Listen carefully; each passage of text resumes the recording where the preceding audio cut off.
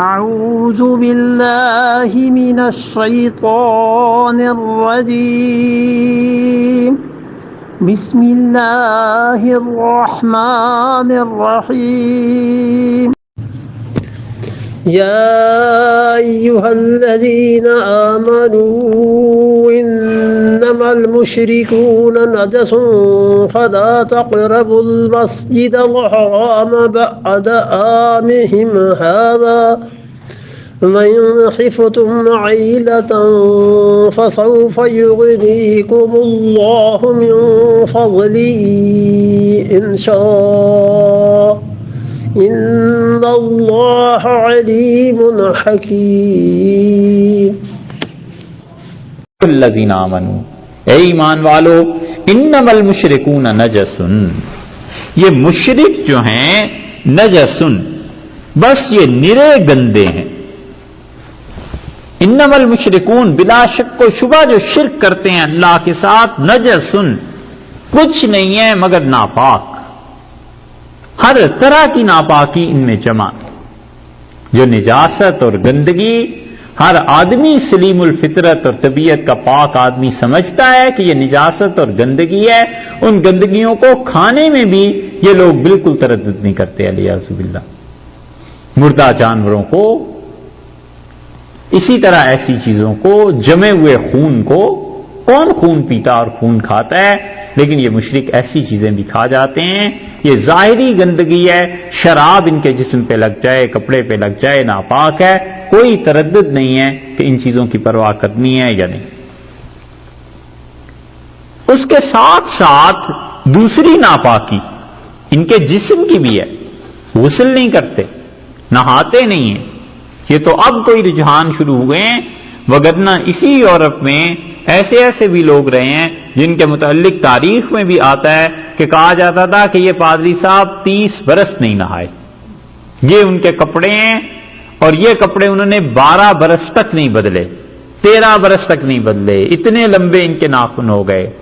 یہاں بھی تھا، دنیا بھر میں، ہندوستان میں خیر اب بھی ہے۔ دوسری نجاست، اور تیسرا ان کا عقیدہ ناپاک، تو جسم بھی ناپاک، اندر روح عقیدہ بھی ناپاک، کھانا پینا بھی ناپاک۔ قرآن نے سب چیزوں کو ایک لفظ میں جمع کر دیا، اللہ نے فرمایا نجسن، یہ تو ہیں ہی ناپاک، سب ناپاکیاں جمع ہو گئی۔ تو جب ناپاکیاں اتنی جمع ہو گئی ان میں، فلا یقربوا، یہ وہ چیز ہے جس کی وجہ سے نا بعض لوگوں کو ان سے بو جو محسوس ہوتی ہے، کافروں سے۔ ٹرین میں، بس میں سفر کریں اور کافر چند منٹ کے لیے ساتھ آ کے بیٹھتا ہے اور دماغ پھٹتا ہے، آدمی کہتا ہے کہاں اٹھ کے جاؤں، پتہ نہیں کیا چیز ہے، وہ چیز یہی ہے، ناپاکی۔ اللہ تعالیٰ نے فرمایا فلا یقرب المسجد الحرام، سو یہ نہ آئیں قریب، کس میں؟ نزدیک نہ آئیں، مسجد الحرام، مسجد حرام کے، بعد، کب؟ اس کے بعد، عامہم، ان کا یہ سال، ہذا، یہ سال ہے ان کا، اس سال کے بعد یہ مسجد حرام کے قریب نہ آئیں۔ یہ اعلان کب ہوا ہے؟ 9 ہجری میں حضرت علی رضی اللہ عنہ نے جا کے اعلان کیا کہ رسول اللہ صلی اللہ علیہ وسلم نے بتایا ہے کہ یہ نہ آئیں۔ یہ 40 آیات جو پہلی ہیں سورہ بقرہ کی، یہی تو حضرت علی رضی اللہ عنہ لے کے گئے تھے، سورہ توبہ کی، سورہ توبہ کی جو پہلی 40 آیات ہیں یہی تو لے کے گئے تھے۔ اور سورہ بقرہ میں اللہ تعالیٰ نے وہاں پر ان کا جو جرم گنا ہے نا، وہاں اللہ تعالیٰ نے فرمایا ہے کہ یہ ایسے ظالم ہیں کہ مسجد حرام سے ان لوگوں کو نکالتے ہیں جو وہاں پر رہنے کے اہل ہیں۔ سورہ بقرہ میں فرمایا، یہاں اللہ نے کہا کہ ان کو نکالو، وجہ یہ کہ یہاں رہنے کے اہل نہیں ہیں۔ اسلام کو ایک چیز چاہیے تھی، ایک جگہ چاہیے تھی جہاں اسلام کا اپنا مرکز بنتا، اس لیے حرم کے احکامات دوسری جگہ سے مختلف۔ مسلمانوں نے جو بت توڑے ہیں یہ حرم میں توڑے ہیں، کیونکہ ایک جگہ ایسی چاہیے تھی جہاں پہ بتوں کی گندگی نہ رہے۔ باقی اتنے علاقے مسلمان فتح کرتے رہے، وہاں کیوں نہیں بتوں کو توڑ دیا؟ یہ احرام مصر، یہ سارے راستے عمر رضی اللہ عنہ کے زمانے میں فتح ہوئے، کیوں نہیں مسلمانوں نے توڑ دیے؟ لیکن حرم کی حدود میں اللہ نے کہا ایک ہی دین باقی رہے گا اور کوئی دین نہیں یہاں چل سکتا۔ اسی لیے رسول اللہ صلی اللہ علیہ وسلم نے فرمایا تھا کہ حجاز میں 2 دین کبھی قائم نہیں ہوں گے، ایک ہی دین رہے گا. اور اسی لیے رسول اللہ صلی اللہ علیہ وسلم وفات سے بھی پہلے فرماتے رہے کہ اخرج الیہود والنصارى من جزیرۃ العرب، دیکھو یہودیوں اور عیسائیوں کو اس جزیرہ عرب سے نکال دو، انہیں نہیں رہنے دینا یہاں، تاکہ دین ایک رہے. تو حضرت صلی اللہ علیہ وسلم پر یہ جو چیز تھی نا منکشف تھی کہ یہاں کوئی اور دین نہ رہے. اسی وجہ سے نبی کریم صلی اللہ علیہ وسلم بت بھی توڑے، اور اسی وجہ سے آپ دوسری چیز یہ بھی دیکھیں کہ عرب کے جو مشرکین ہیں، کفار ہیں، ان سے جزیہ نہیں لیا گیا. ان کو کہا گیا دونوں میں سے ایک ہی کام ہے، یا رہو یا نہ رہو، جزیہ نہیں ہو سکتا. یہاں پہ جزیہ باقی دنیا کے کافروں کے لیے ہے، تمہارے لیے نہیں. تو حرم کے احکامات مختلف ہیں باقی اور جگہوں سے. اللہ تعالی نے فرمایا یہ تو 9 ہجری کو یہ اس پہ علی رضی اللہ عنہ 40 آیات سورہ توبہ کی لے کر گئے ہیں، اور انہوں نے سب کو سنایا، یمن تک کے قبائل کو سنایا. اور 10 ہجری میں بعض محدثین کہتے ہیں یہ 10 ہجری کی آیت ہے، بعض کہتے ہیں 9 کی، لیکن بات یہ ہے کہ 9 ہجری میں تھا. لیکن 9 ہجری کب تھی؟ ذی الحج تھا، تو وہ تو 20 دن بعد ختم ہو گیا. اب 10 ہجری شروع ہو گئی، تو امپلیمنٹیشن اس حکم کی، نفاذ اس کا 10 ہجری تک رہا ہے، پورا سال. حتیٰ کہ رسول اللہ صلی اللہ علیہ وسلم جب تشریف لائے ہیں مکہ مکرمہ میں تو اس وقت جا کر کوئی مشرک نہیں تھا. اللہ تعالی نے فرمایا انما المشرکون نجس، یہ مشرک تو ناپاک ہیں، فلا یقربوا المسجد الحرام بعد عامہم ھذا، اپنے اس سال کے بعد یہ آئندہ سال نہیں آئیں گے. پہلی بات تو یہ ہے کہ مسجد حرام سے مراد کیا ہے یہاں.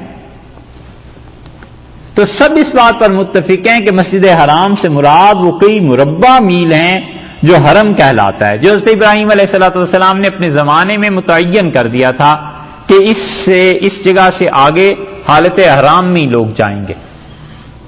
وہ جو چیز ہے وہ ہے حرام، وہ ہے جس کو یہاں کا.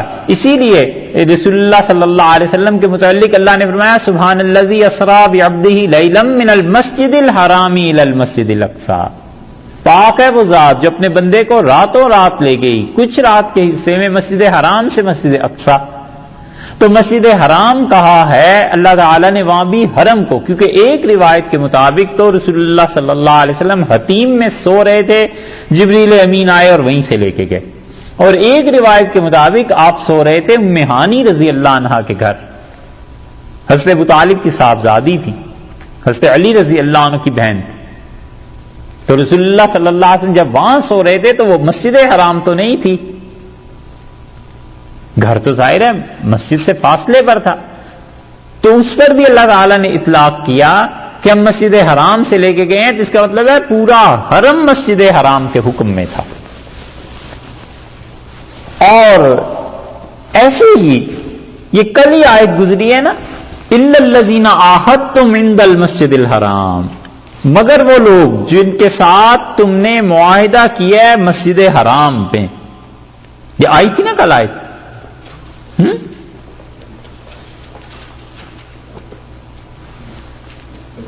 چوتھی آیت الا الذین عاہدتم من المشرکین، نہیں آگے ہے جی.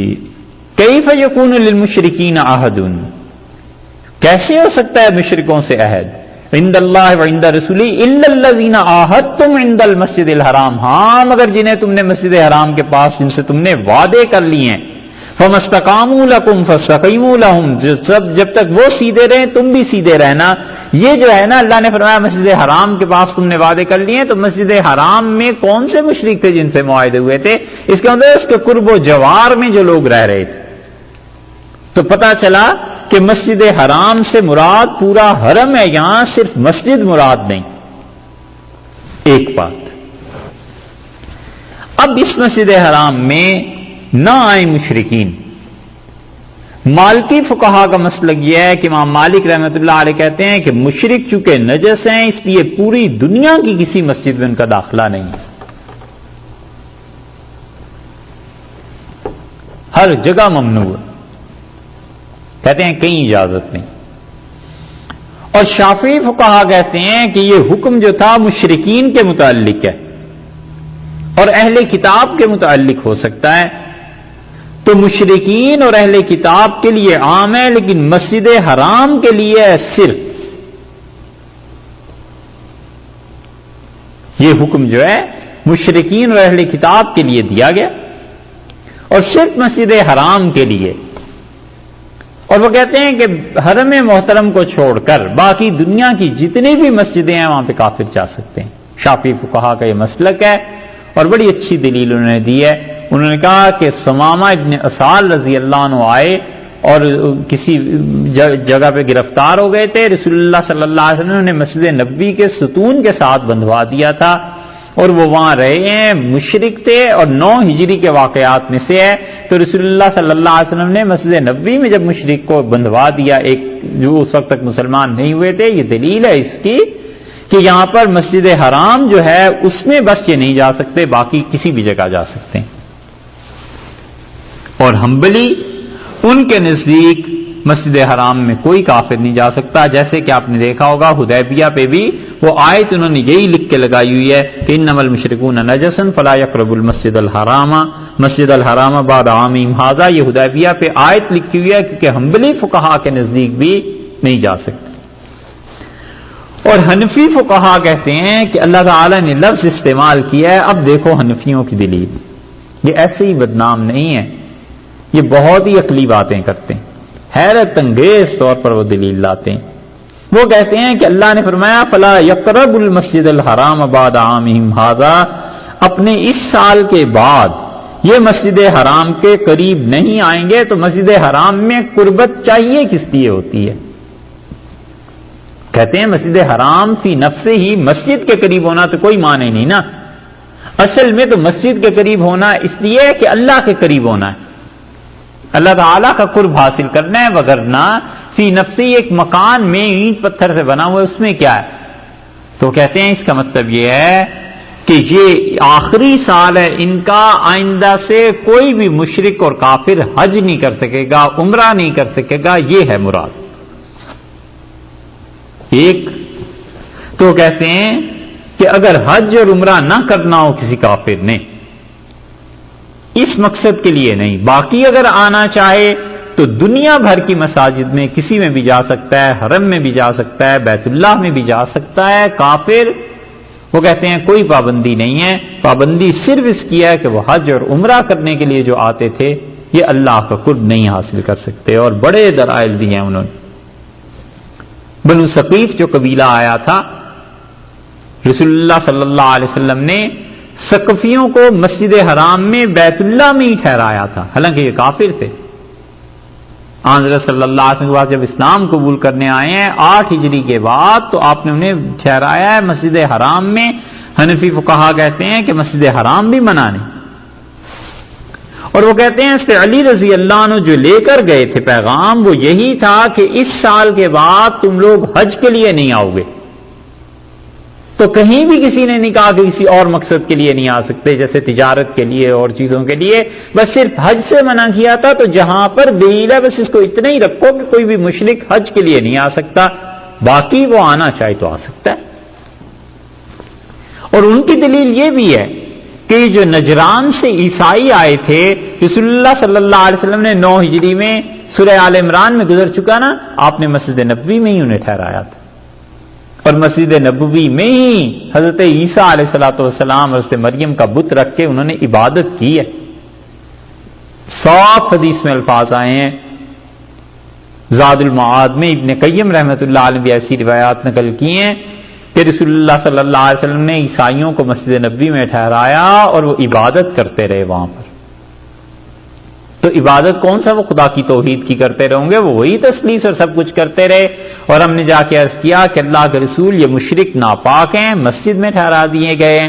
تو حضرت صلی اللہ علیہ وسلم تشریف لائے اور آ کر زمین کو غور سے دیکھا، اور آپ نے فرمایا کہاں ناپاکی ہے؟ عرض کیا اللہ کے رسول یہ مشرک ناپاک، آپ نے فرمایا ان کے دل میں، ان کے اندر ہے، ان کا عقیدہ ناپاک ہے۔ اس لیے حنفی فقہا کہتے ہیں کہ اگر یہاں پر صرف مسجد مراد دے دی جائے اور حرم چھوڑ دیا جائے، تو پھر رسول اللہ صلی اللہ علیہ وسلم کے دور میں بھی اور بعد میں بھی مسجد میں اگر نہیں آئے تو حرم میں تو کافر یقیناً آئے۔